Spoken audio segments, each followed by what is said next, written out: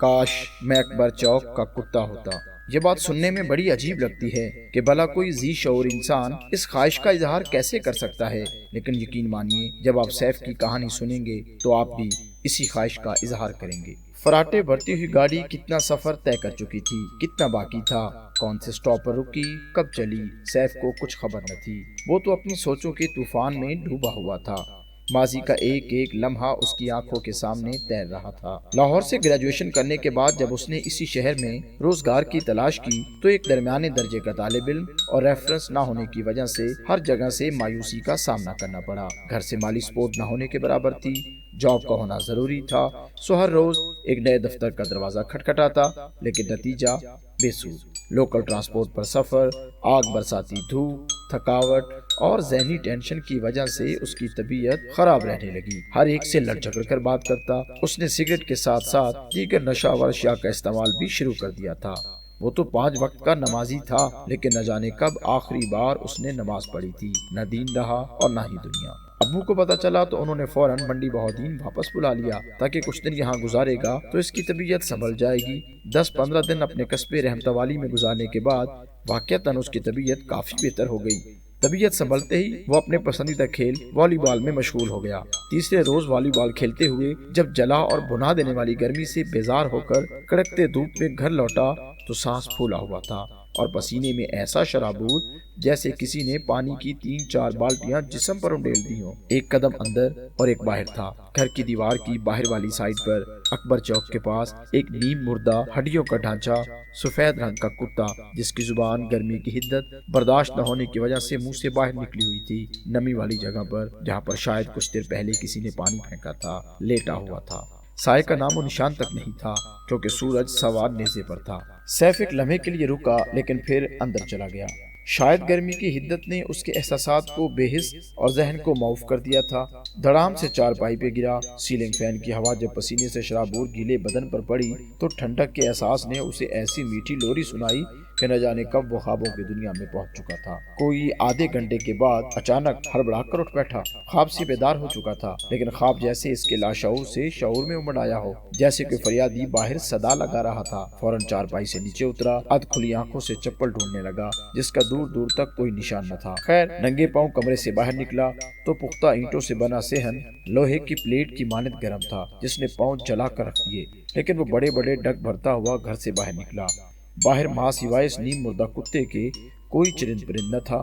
Safe جب اس کے سرہانے پہنچا تو جانور قدموں کی آہٹ سن کر ادھ کھلی آنکھوں سے سیف کی طرف دیکھنے لگا، لیکن زبان بدستور باہر نکلی ہوئی اور جسم زمین پر چپکا ہوا۔ کتے کی آنکھوں میں چھپی شکایتیں، فریادی کی صدا۔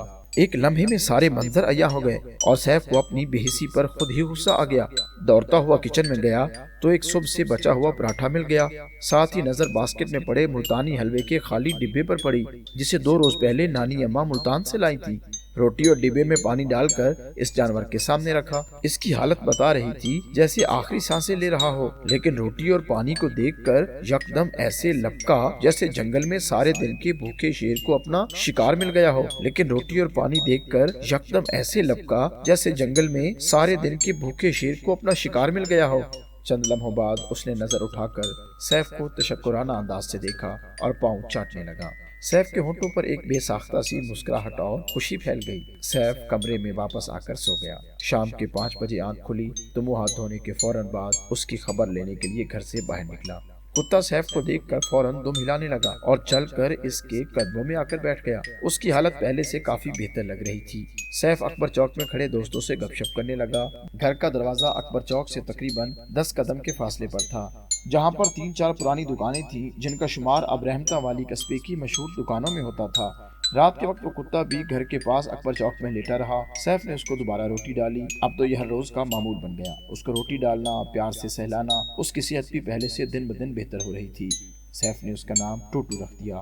کیونکہ اس کے بھونکنے کی آواز ٹوٹو کی طرح تھی۔ اب تو ٹوٹو کا دن رات اکبر چوک میں ہی گزرتا تھا، لیکن جیسے ہی سیف گھر سے باہر نکلتا تو پھر وہ ساری دنیا بھول کر اس کے پیچھے ہو لیتا، جیسے کوئی صدیوں کی رقابت ہو۔ سیف کے گھر والوں کو ٹوٹو سے شدید نفرت تھی۔ ایک دو بار تو ٹوٹو نے گھر کے صحن میں داخل ہو کر کھانے کے برتنوں کو چھو لیا، جس پر امی اور چچی جان کا غصہ دیکھنے والا تھا۔ اوپر سے ہر وقت اس کا دروازے پر اور اکبر چوک پر بیٹھنا، جہاں پر گھر والوں کو ناگوار گزرتا، وہیں پر اکبر چوک کی دکانوں کے مالک حاجی صاحب، جو کہ 5 وقت کے نمازی تھے، انہیں بھی اس جانور سے شدید نفرت تھی۔ دبے لفظوں میں کئی بار کہہ چکے تھے کہ اسے روٹی مت ڈالا کرو، خود ہی بھاگ جائے گا، لیکن سیف ان سب کی باتیں سنی انسنی کر دیتا۔ اس کے علاوہ اہل محلہ کو اس بات پر بھی غصہ تھا کہ ان کے بچے آتے جاتے ٹوٹو جیسے نجس جانور کو چھونے کی کوشش کرتے تھے، اور ٹوٹو بھی بچوں سے کھیلنا پسند کرتا۔ گھر والوں، حاجی صاحب، اہل محلہ اور برادری والوں کی ٹوٹو سے نفرت اس قدر شدید ہو گئی کہ انہیں سنبھالنا مشکل ہو گیا۔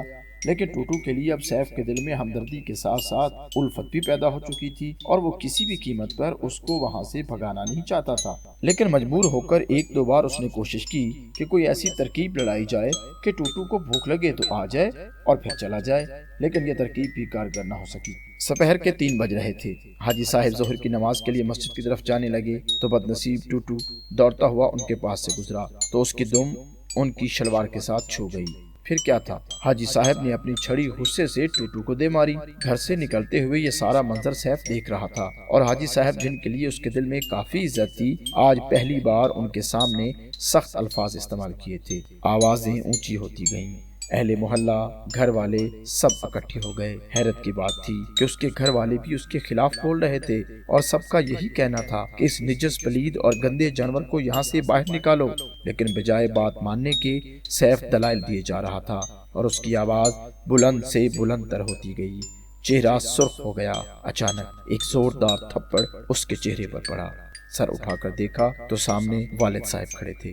21 سالوں میں پہلی مرتبہ ایسا ہوا تھا کہ شاہ نواز نے اپنے بیٹے کو تھپڑ مارا اور کہا کہ اس کتے نے سب کا جینا حرام کر دیا، اور تم نے اس کے لیے حاجی صاحب کے سامنے زبان چلائی۔ سیف اپنے آپ کو بے بس محسوس کر رہا تھا، آنکھیں غصے سے سرخ تھیں، آواز حلق میں دب گئی۔ آؤ دیکھا نہ تاؤ، حاجی صاحب کی چھڑی جو کہ خالص بانس کی لکڑی سے بنی ہوئی تھی چھین کر ٹوٹو پر دے ماری تاکہ وہ یہاں سے دفع ہو جائے، لیکن وہ ٹس سے مس نہ ہوا، جس پر سیف کا غصہ اور تیز ہو گیا، اور اس نے اندھا دھند چھڑیاں برسانا شروع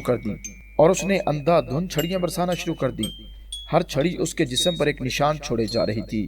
وہ درد سے کراتا اور چپ کر جاتا۔ ہاتھ دوسری چھڑی کا وار پہلے سے زیادہ پرزور تھا۔ جیسے جیسے غصہ انتہا کو پہنچ رہا تھا، ویسے ویسے ٹوٹو اس کے قریب آ رہا تھا، حتیٰ کہ اس کے پاؤں کو چاٹنے لگا۔ کتوں کی وفا کے بارے میں سنا تو بہت تھا، لیکن آج ٹوٹو کا یہ انداز دیکھ کر سیف کا دل پسیج گیا اور ہاتھ رک گیا۔ اس کے سامنے اس کی آنکھوں سے اشک ٹپک پڑے۔ تقریباً روتا ہوا گھر میں داخل ہوا اور کمرے میں آ کر خود کو بند کر لیا۔ زاروں قطار دھونے لگا۔ اپنے اس عمل پر وہ کبھی خود کو کوستا تو کبھی دوسروں کو اس کا ذمہ دار ٹھہراتا۔ سیف صبح نہ ہاتھ دھو کر ناشتہ کر کے گھر سے باہر نکلا تو گلی میں بچے اپنے اپنے قربانی کے جانوروں کو لیے پھر رہے تھے۔ کافی چہل قدمی تھی۔ 10 قدم چلنے کے بعد سیف کی نظر ٹوٹو پر پڑی، جسے دیکھ کر وہ پہلے کی طرح دوڑ کر پاس نہیں آیا تھا، بلکہ تھوڑا سا پیچھے کھسک گیا تھا۔ سیف نے اس کے اس رد عمل پر زیادہ غور کرنا مناسب نہیں سمجھا اور آگے بڑھ گیا۔ سیف نے مڑ کر پیچھے دیکھا تو بدستور ٹوٹو کی نظریں اس پر جمی ہوئی تھیں، لیکن اس کے باوجود بھی سیف آگے بڑھ گیا۔ شاید اسے لوگوں کے سامنے ہونے والی اپنی تذلیل کا دکھ تھا، غصہ تھا، یا شاید واقعتاً وہ چاہتا تھا کہ ٹوٹو یہاں سے بھاگ جائے۔ سوچوں میں گم وہ ماموں کے گھر میں داخل ہوا۔ رات کے واقعے کے بعد اس نے اسے روٹی بھی نہیں ڈالی تھی، اس خیال سے کہ کہیں نہ کہیں سے اس کو قربانی کا گوشت مل جائے گا، اس کا پیٹ بھر جائے گا، اور ویسے بھی دروازے کے سامنے آخر وہ کب تک بھوکا بیٹھا رہے گا، خود ہی چلا جائے گا۔ آج قربانی کا دوسرا دن تھا، اور آج ہی سیف کو انٹرویو کا لیٹر ملا تھا۔ کل صبح 9 بجے اسے ہر حال میں لاہور پہنچنا تھا۔ گھر والوں سے مل کر بیگ اٹھا کر باہر نکلا۔ ایک لمحے کے لیے قدم رکے، نظر ٹوٹو پر پڑی۔ وہ بدستور اپنی جگہ پر سویا ہوا تھا۔ سیف کے قدموں کی آہٹ سن کر اس نے سیف کی طرف دیکھا، لیکن پھر نظریں نیچی کر لیں۔ مجھے دیکھ کر دوڑ کر پاس آ کر بیٹھ جانا، اچھلنا کودنا، اٹکیلیاں کرنا، آج اسے کچھ بھی یاد نہیں تھا، اور آج تو پھر ایک لمبے عرصے کے لیے میں واپس لاہور جا رہا تھا، اور یہ احسان فراموش کہ آج 2 دن قربانی کا گوشت کیا ملا کہ مالک کو ہی بھول گیا۔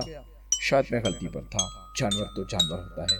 سیف کے دل سے یہ ساری آوازیں آ رہی تھی۔ میں تو اسے بھگانا چاہتا تھا، اس سے پہلے کہ اداسی اس کا گھیراؤ کرتی، اس نے رخ موڑا اور تیز تیز قدم اٹھاتے ہوئے دور جانے لگا۔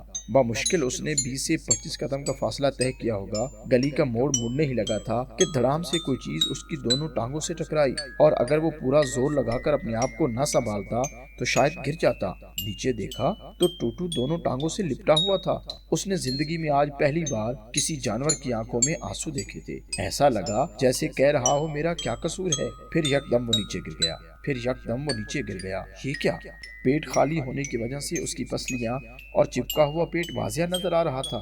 کیا وہ پچھلے 2 دن سے بھوکا تھا اور اپنی جگہ سے ٹس سے مس نہیں ہوا تھا؟ کیا وہ قربانی کا گوشت نہیں بلکہ اس باسی اور روکھی روٹی کا انتظار کر رہا تھا جو اس کے مالک نے اسے ڈالنی تھی؟ کیا یہ اس کے اندر کی ضد تھی، ارمان تھا، یا پھر اس کی وفا تھی کہ بنا مالک کے وہ کسی اور کے در سے نہیں کھائے گا؟ او خدایا! سیف کا سر چکرا گیا۔